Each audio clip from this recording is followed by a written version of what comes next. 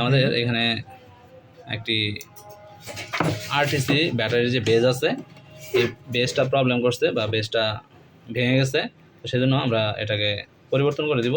তো বেজটা এখান থেকে তুলে নেওয়া হচ্ছে।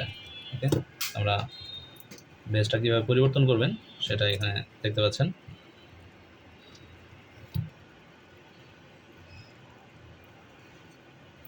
জাস্ট তাতাল দিয়ে এটার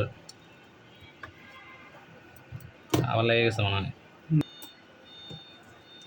উঠে গেছে। দুই পাশে তাতাল দিয়া রান দিয়ে খালি হিট করলেই উঠে আসবে। দেন আমরা টুইজার দিয়ে টান দিলেই চলে আসবে। আরেকটা বোর্ড থেকে আমরা এটা পরিবর্তন করে দিব। আমরা এখন আরেকটা বোর্ড থেকে এটা রিপ্লেস করে দিব। এক পাশ উঠে গেছে, এখন টুইজার লাগলো না, সহজে করে ফেললাম। ওকে, উঠে গেছে। ধরে নিলাম সকেটটা খুলছি। এখন আমরা কিভাবে বুঝবো আমাদের পজিটিভ কোনটা নেগেটিভ কোনটা? আমাদের মাদারবোর্ডে অবশ্যই মার্ক করা থাকবে পজিটিভ, ধরে নিলাম।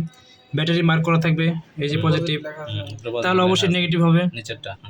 তাহলে নিচের পার্ট বসবে কোনটা? এই যেটা, আর এটা হচ্ছে উপরের পার্ট, বসাই দিলাম। উল্টায় লাগাইলেও সমস্যা নাই, পরে আমরা ব্যাটারি উল্টা বসাই দেবো। কিন্তু বুঝতে হইব যে এটা উল্টা লাগাইছি, তাহলে ব্যাটারিটা উল্টা বসাই, ঠিক আছে?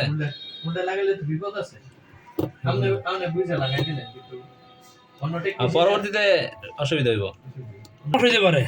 সর্বোচ্চ আমাদের বেস রেডি।